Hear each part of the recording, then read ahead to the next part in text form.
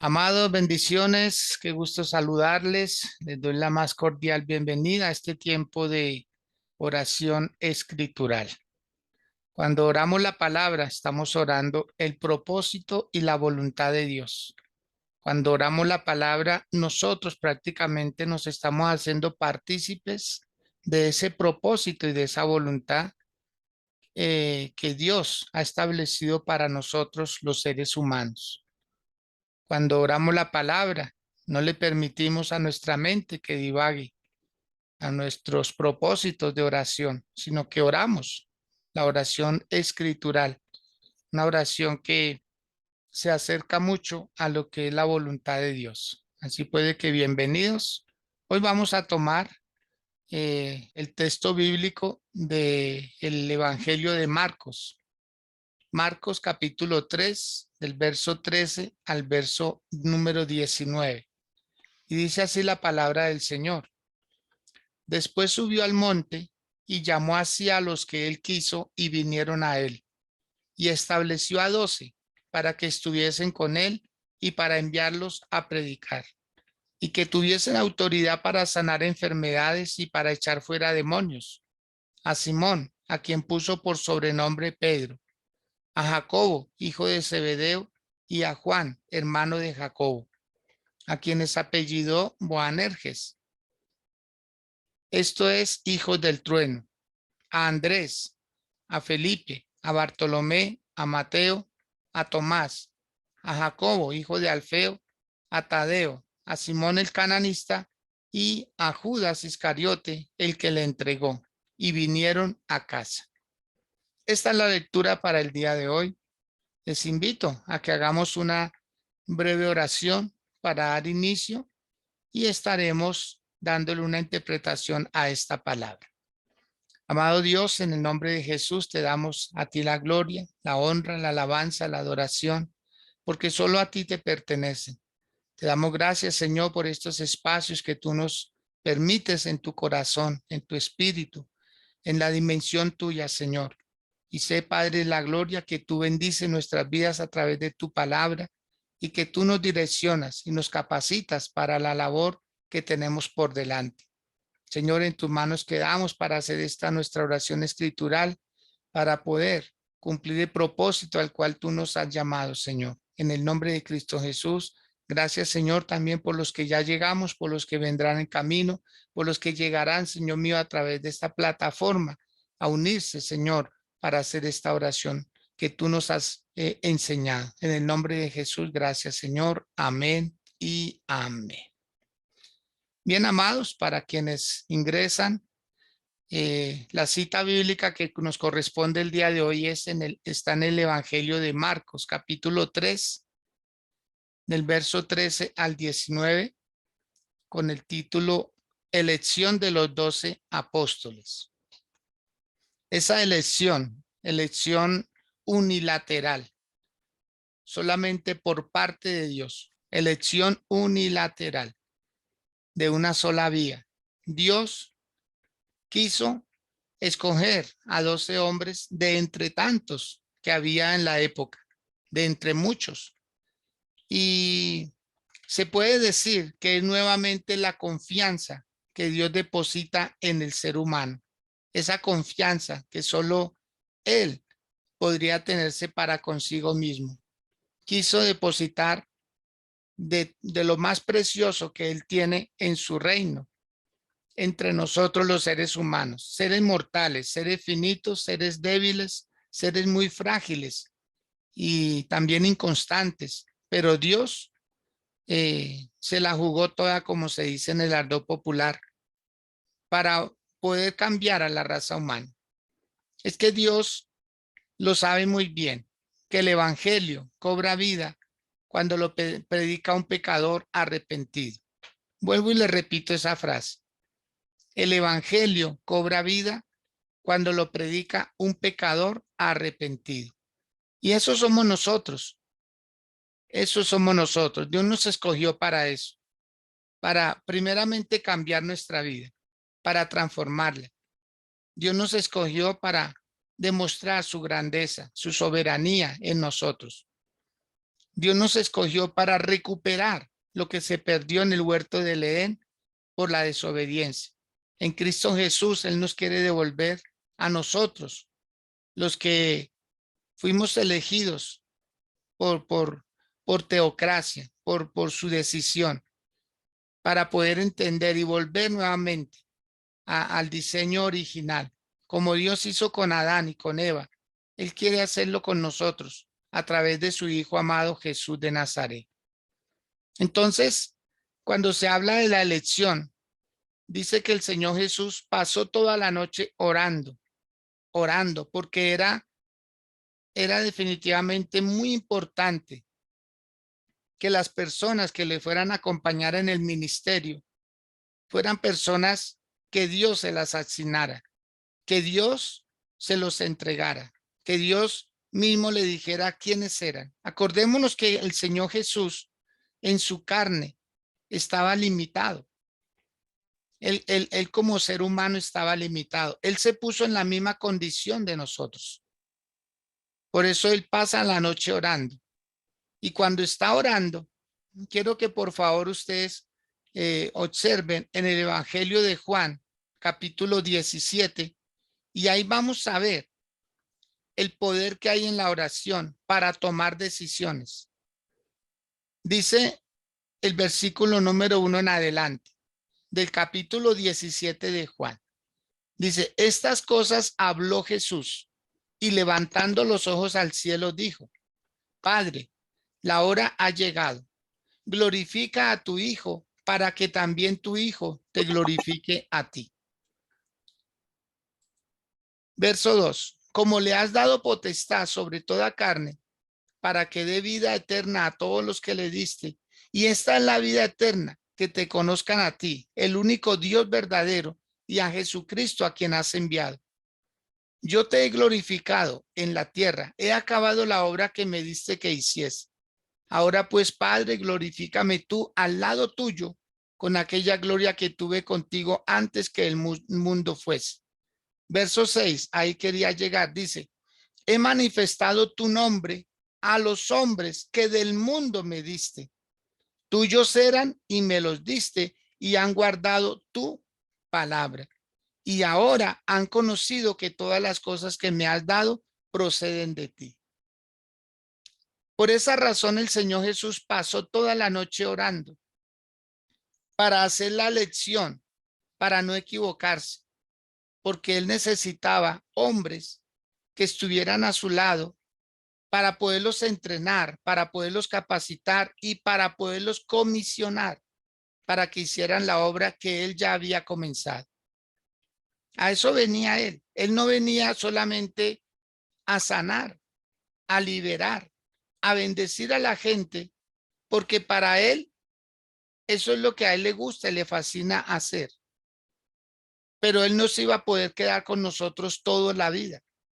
Mientras Jesús estuviera entre los seres humanos, estaría limitado, porque él no podría estar en todas partes a la vez. En cambio, si él se clonaba sus virtudes, si él le otorgaba poder a más personas, entonces se iba a multiplicar. Él podía hacer la labor donde quiera que fuera esa persona. Entonces, lo que el Señor Jesús vino fue a eso. Pero él dijo aquí, en el verso 6, tuyos eran y me los diste. Y han guardado tu palabra. Tuyos eran y me los diste. Si hay algo que debemos hacer en la vida nosotros es pedir personas.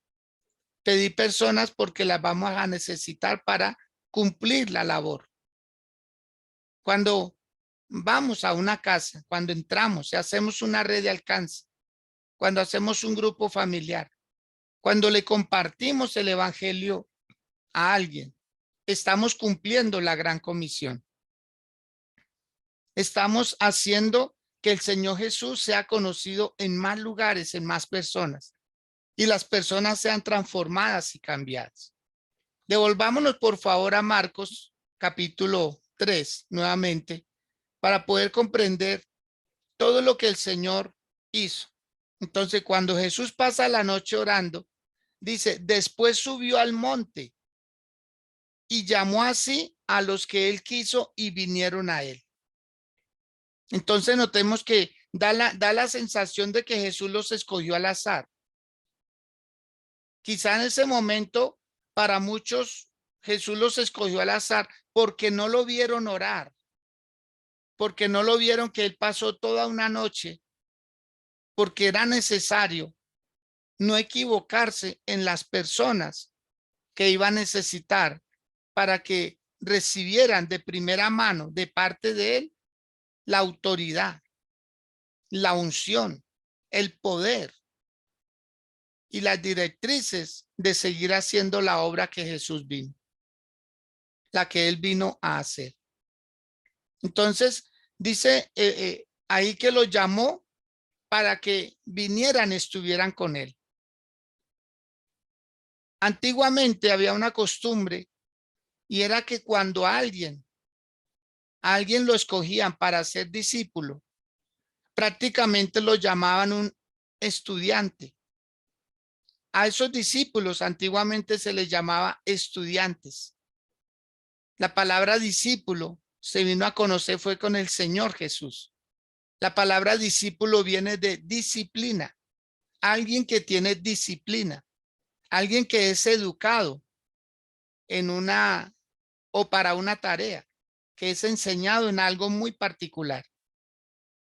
Y ese estudiante debía ser llamado por ese líder, por ese maestro, por ese profeta. O sea, ya cuando el Señor Jesús viene a la tierra, ya eso era como una forma de vida. Y muchas personas lo hacían. No se le podía creer a un maestro o a un profeta, a un líder, ni siquiera se le cedía en las sinagogas una posición, ni se le permitía enseñar si no tenía seguidores.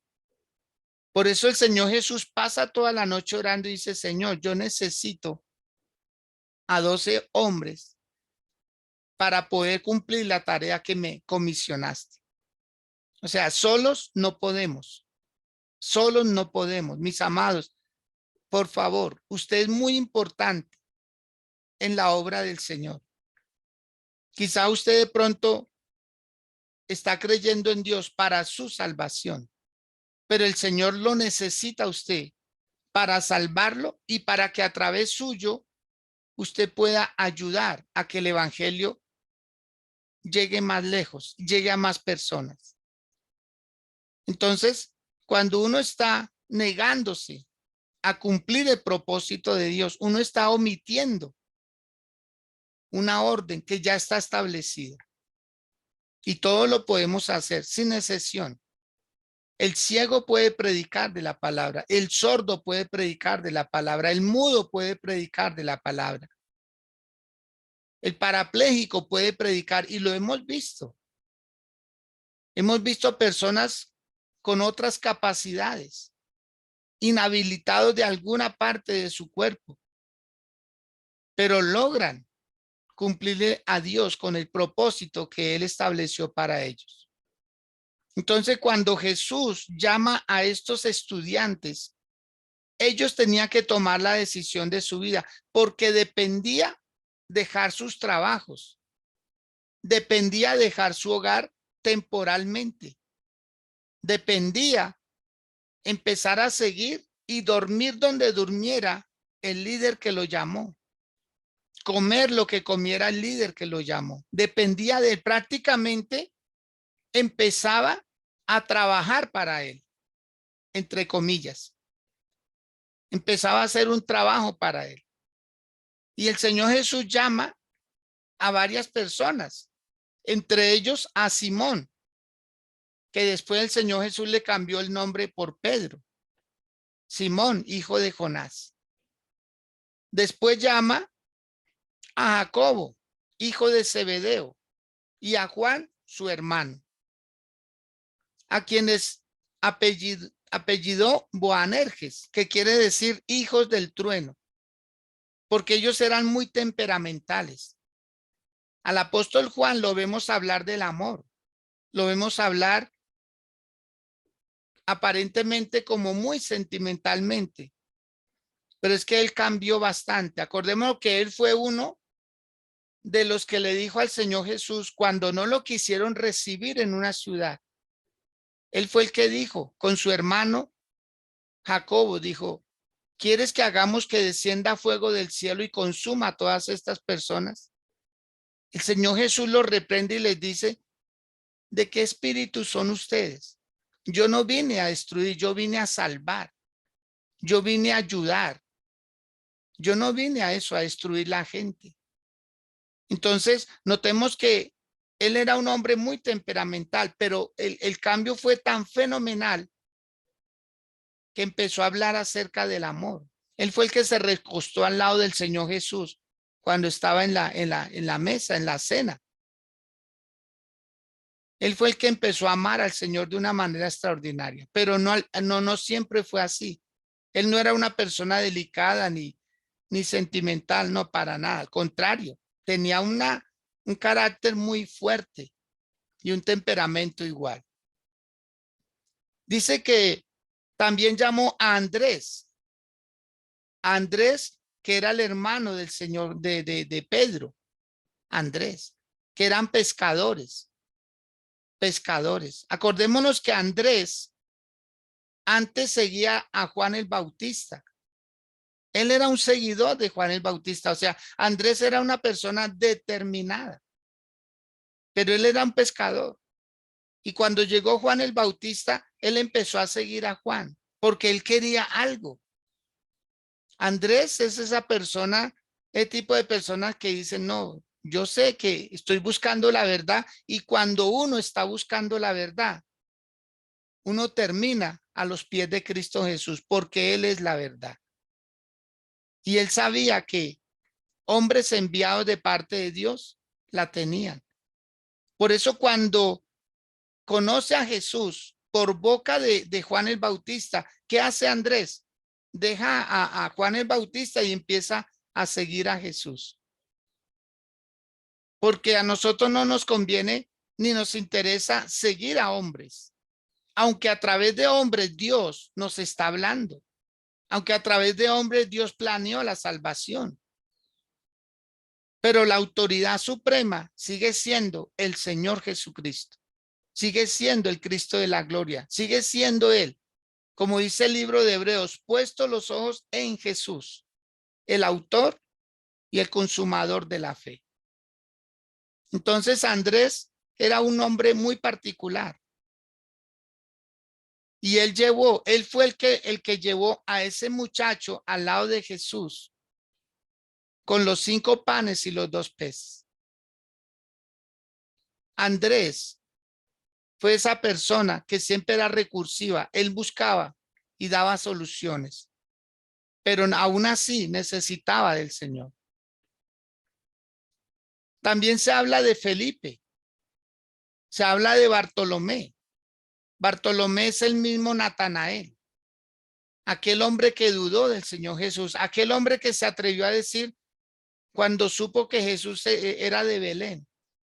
Y Natanael fue el que dijo, ¿de Belén ha de salir algo de bueno? ¿Cómo sería esa ciudad? ¿Cómo sería esa provincia?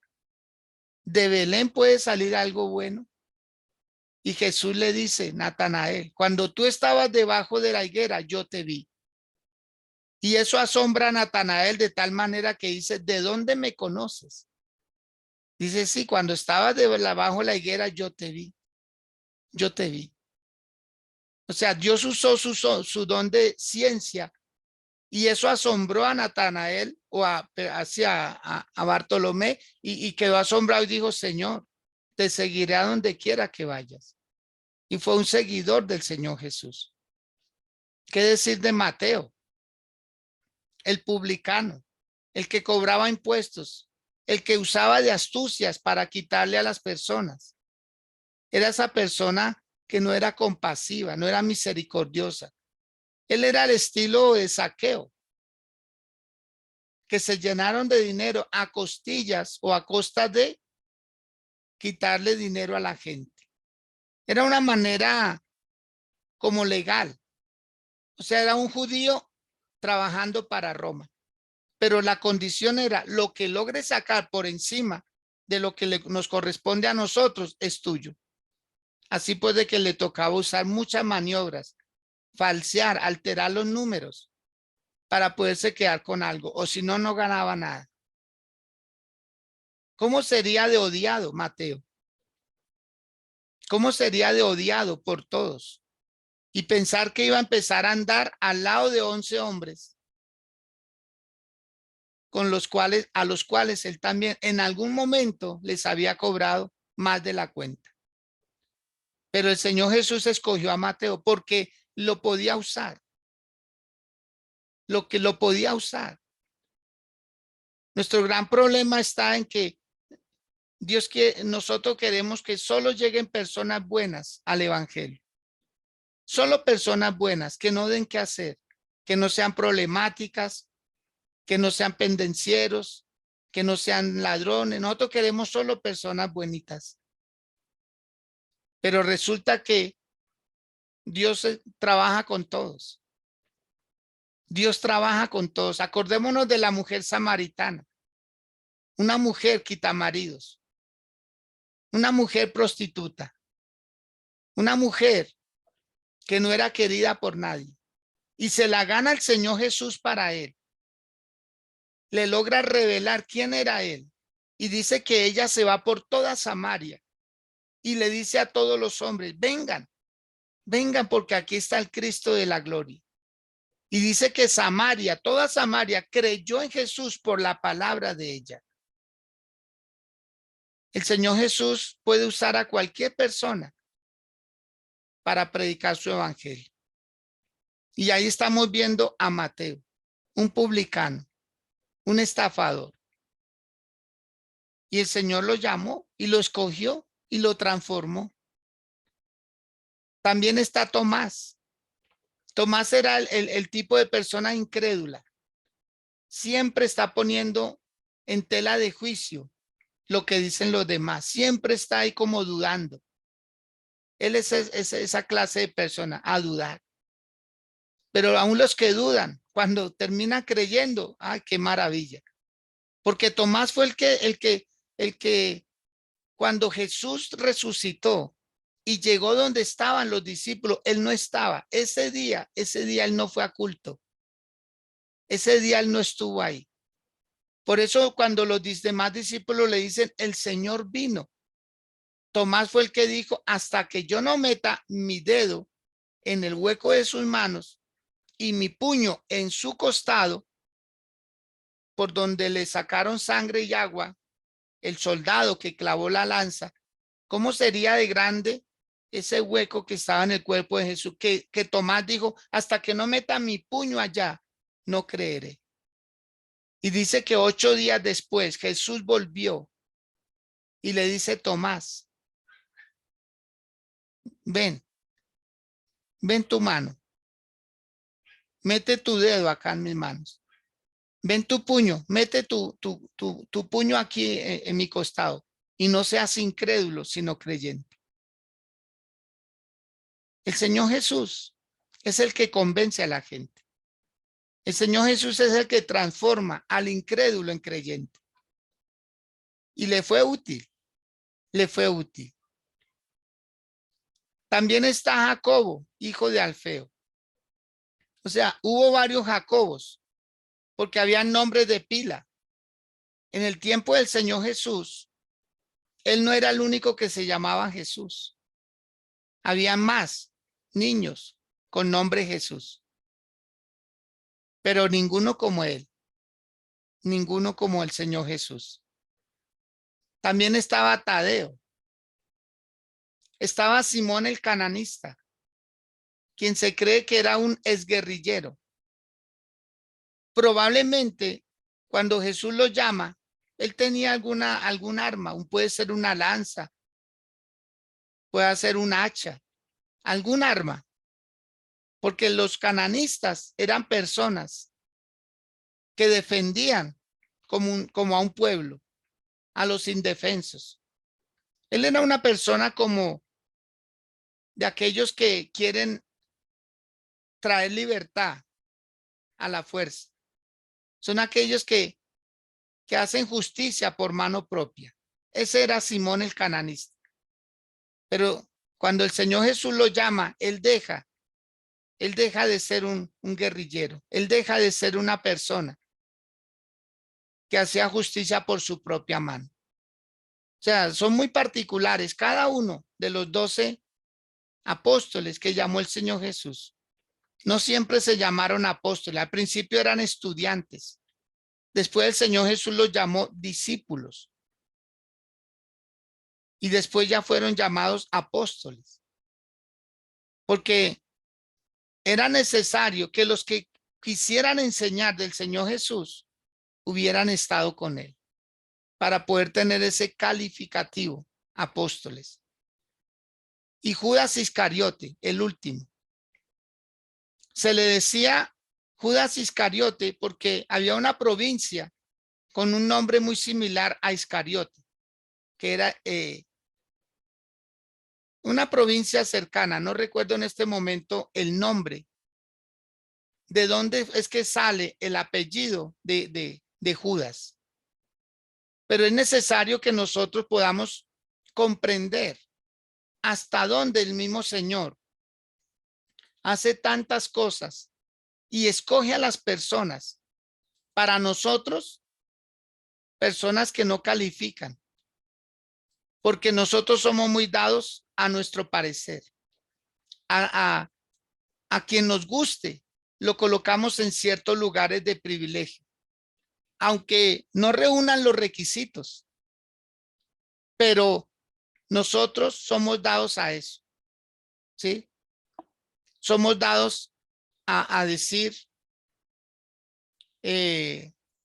no se lo merece o no puede. Para quienes están tomando apunte, ¿de dónde sale el apellido de Judas Iscariote? ¿Sí? Entonces el apellido de Judas Iscariote probablemente se le dio Iscariote porque él era de Queriot. Queriot es la provincia donde nació Judas Iscariote, porque era de Queriot. Prácticamente era el único que provenía de esa región más apartada. Y por eso se le puso ese apellido, Judas Iscariote, porque era de Queriot. Queriot, con K de kilo y TH al final, Queriot. Entonces, cuando el Señor empieza a hablar de cada uno de ellos, yo me imagino las caras que hacían los demás. Algunos se sonrieron y se alegraron, pero otros fruncían el ceño y decían, no, vamos a ver qué sale de ahí. Lo cierto es que el Señor Jesús los escogió a todos.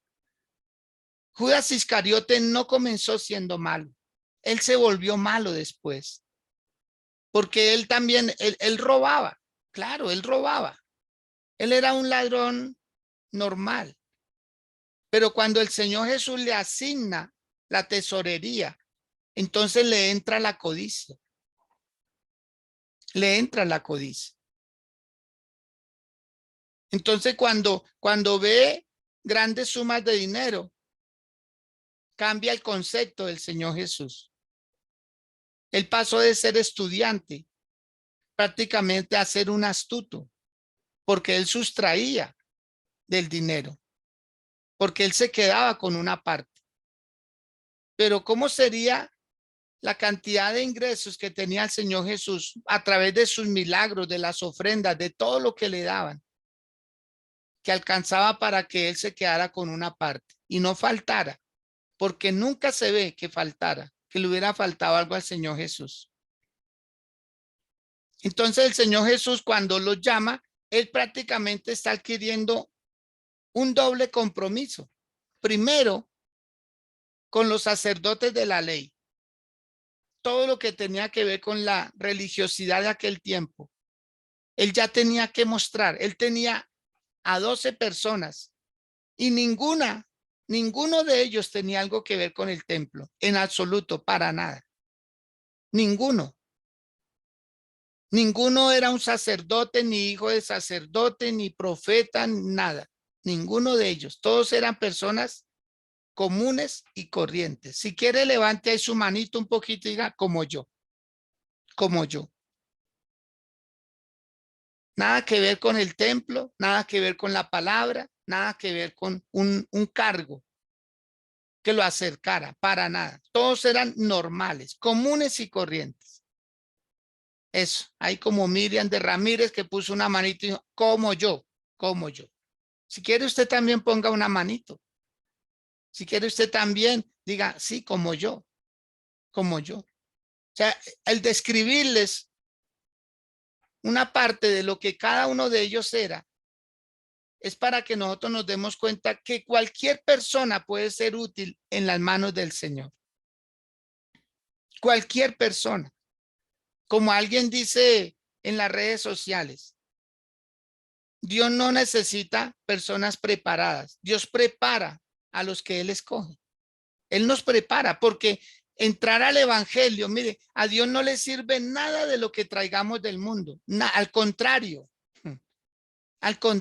lo que traemos del mundo estorba. Por eso el apóstol Pablo dijo, lo que yo sabía, lo que yo tenía cuando conocí a Cristo, lo consideré basura. Porque nada de lo que traemos, usted puede decir, no, yo soy muy buen católico. No le sirve a Dios, no le sirve para nada. De hecho, los que más atacaron al Señor Jesús, ¿quiénes fueron? Las personas que enseñaban la ley. Las personas que tenían algo que ver con el templo, los fariseos, los saduceos, los herodianos. Todos aquellos que practicaban un culto, un rezo, una religión, una enseñanza, una doctrina, todos ellos fueron los más grandes opositores del Señor Jesús. Entonces el Señor escoge a 12 personas, 12 hombres que no tenían nada que ver. Yo creo que muchos dijeron, vamos a ver qué sale de ahí, porque ni las escrituras leen ellos. No saben nada de letras. Del apóstol Pedro y de Juan, cuando los llevaron ante el concilio, hombres sin letras, ¿de dónde saben tanto? ¿De dónde tienen tantas palabras? Era el Espíritu Santo enseñando. Claro, esto no es licencia para no estudiar, esto no es licencia para no prepararnos. Pero en Cristo Jesús nos podemos preparar para servirle a Él. Ahora devolvámonos por favor al verso 14. Dice que estableció a 12 para que estuviesen con Él.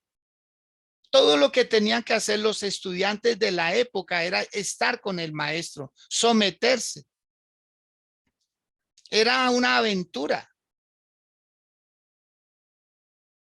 Era una aventura total, era un riesgo. Pero ese maestro se comprometía a que ellos tuvieran sustento para sus vidas y sustento para sus hogares. Entonces, el compromiso era grande, era mutuo. Y lo segundo que el Señor tenía, después de poder mostrar la evidencia de sus seguidores, era capacitarlos a ellos para que hicieran lo que Él podía hacer.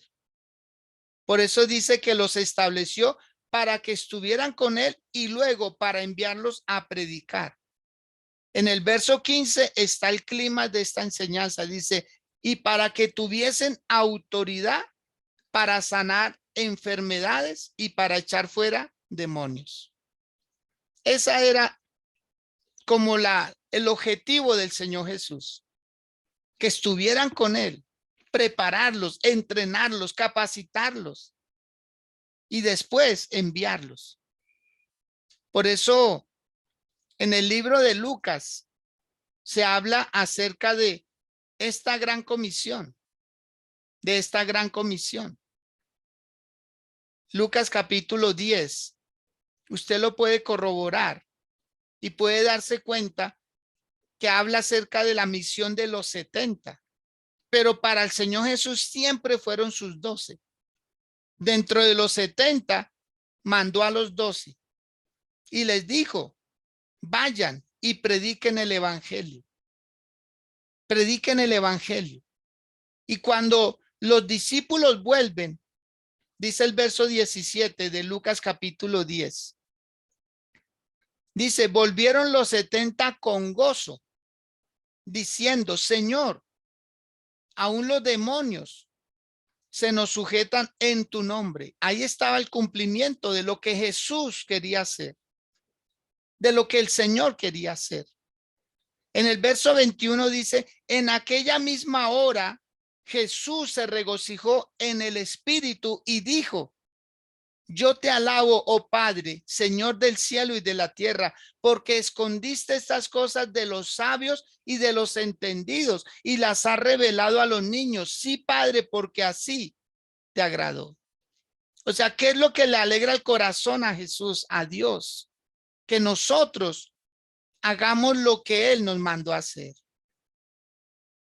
Mire, ahí está la palabra, dice, en aquella misma hora Jesús se regocijó en su espíritu porque Él dijo, me quedó bien hecho el trabajo. Los capacité, los entrené, los preparé y los envié. Porque cuando ellos empezaron a predicar la palabra, dice en este mismo capítulo 10, que cuando ellos volvían de predicar el evangelio, dice que el Señor Jesús vio a Satanás caer del cielo como un rayo. ¿Sí? Dice, yo veía a Satanás caer del cielo como un rayo. ¿Por qué? Porque ya no lo estaba predicando Dios en carne, el encarnado, sino lo estaban predicando personas comunes y corrientes. Yo no sé quién está recibiendo esta palabra. No sé quién está diciendo, Señor, o sea que yo también puedo hacer lo que ellos hicieron. ¿La orden cuál es? ¿A quién se le sujetan los demonios? ¿A quién puede sanar enfermedades? El que está cerca de Jesús. El que es comisionado por el Señor. El que trabaja para Dios. El que está enfocado en el Señor. No quiere decir que 24/7 usted debe hacer esa labor. No, no, no. Pero allá en su trabajo usted puede hablarle a alguien de Cristo. Allá en su universidad usted puede hablarle a alguien de Cristo. Usted puede solucionar problemas allá donde está, en el nombre del Señor Jesús. Porque usted tiene la misma autoridad que el Señor le dio a Pedro, a Jacobo, a Juan, a todos ellos.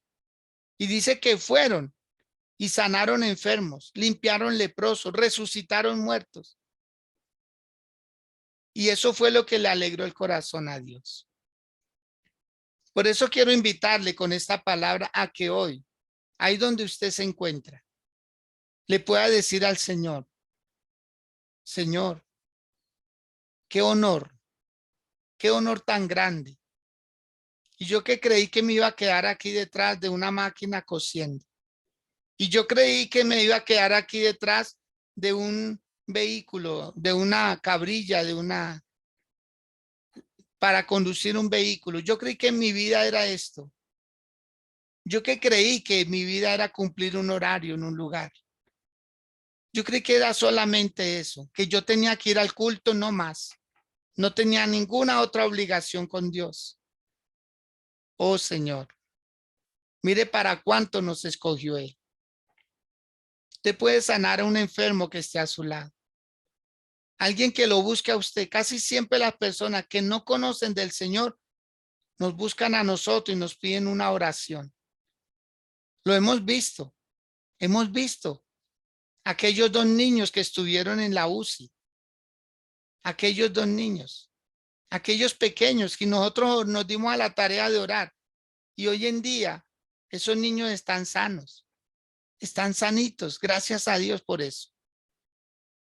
Lo podemos hacer. ¿Cuántos jóvenes estaban en la droga? Hoy en día predican el evangelio. ¿Cuántos hombres estaban sumidos en el alcohol? Y hoy predican el evangelio porque hubo alguien que les habló de Cristo. Hubo alguien que entendió su llamado. Pero a veces nosotros del culto no salimos. Solo ir a la iglesia y pare de contar. Ya, le cumplí al Señor. Y miren cómo el Señor, ¿qué es lo que le alegra el corazón a Dios? que nosotros hagamos su voluntad, que vayamos y prediquemos su evangelio. Cualquiera de nosotros lo puede hacer. Cualquiera, vuelvo y repito, cualquiera.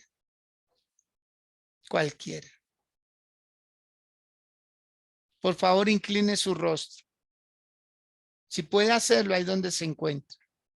Dígale, Señor, tanto poder que pusiste en mí, tanta unción que pusiste en mí. Señor, voy a empezar a hacer un trabajo con lo que ya pusiste en mí, no con lo que vas a poner, porque Él ya lo puso. El día en que usted recibió al Señor Jesús como su Señor y su Salvador, desde ese día el Espíritu Santo fue enviado a su corazón, porque el único que nos ayuda a comprender que existe Dios y que hizo una obra poderosa por nosotros en la cruz es el Espíritu Santo. Él es el que nos va a llevar siempre a Jesús de Nazaret, a Cristo, para que empecemos a obrar en su poder, en sus dones.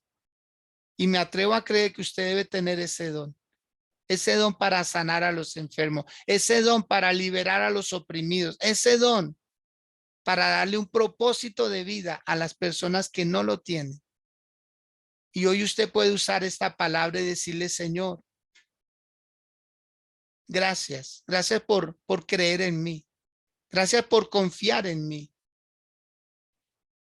Voy a empezarle a hacer bien a la humanidad. ¿Por qué estos dos problemas? Porque el Señor Jesús se enfocó en enfermedades y en liberación. Porque es de lo que más sufre la gente. Porque por causa del pecado es que hay dolor.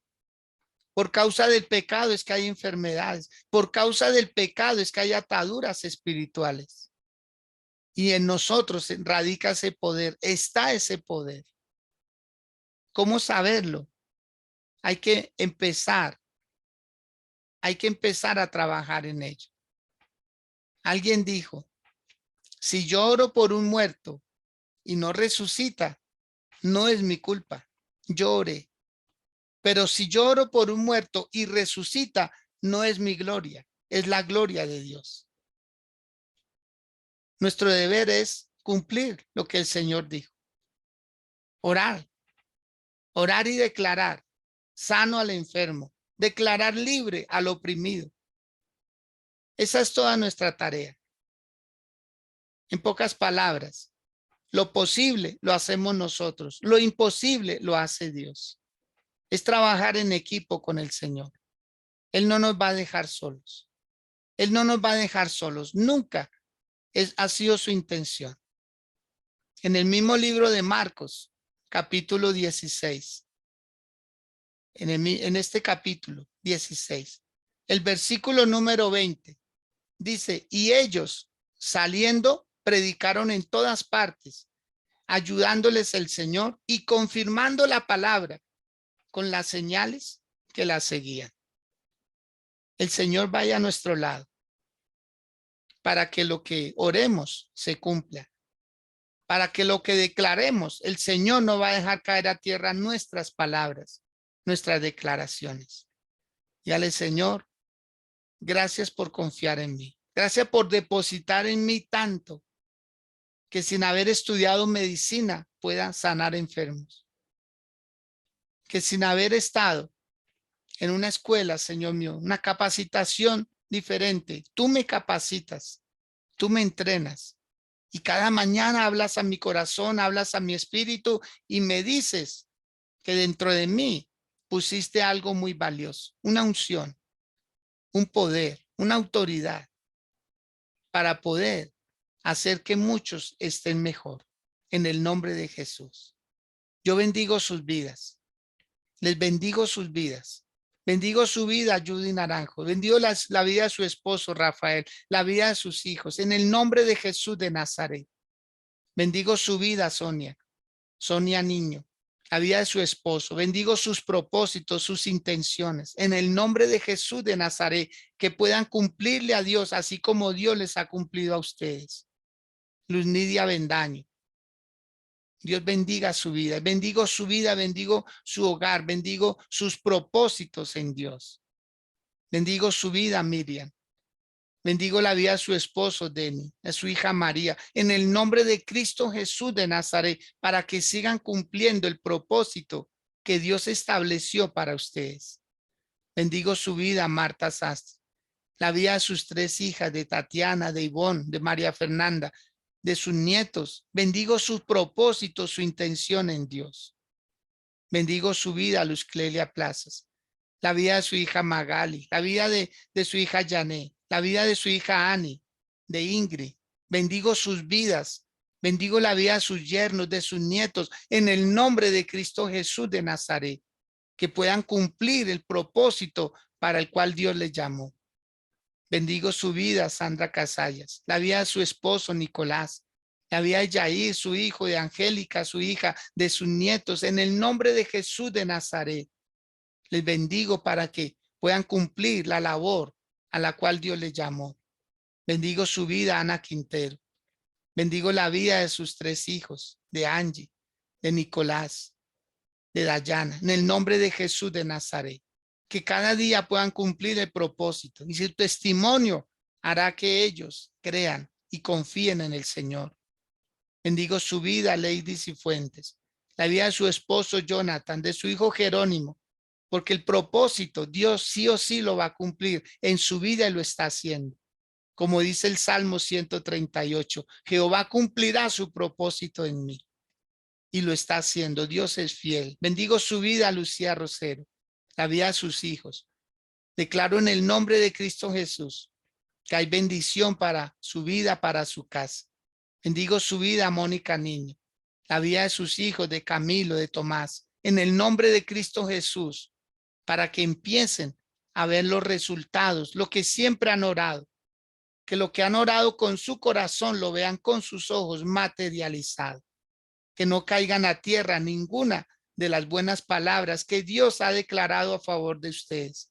Bendigo la vida de la casa Oasis, Oasis Santa Librada, que somos nosotros, nuestras familias, que a cada uno le vaya bien, que a cada uno le vaya bien, que a cada uno, que cada familia reciba la bendición y no se aparten del propósito y que sean fuertes, lo que más le pido al Señor, que sean fuertes, que nada los haga retroceder, que nada los estanque, que nada los desvíe del propósito de Dios, sino que sean fuertes, que sean muy fuertes en Dios para resistir los embates, para resistir las diversas situaciones que se presentan.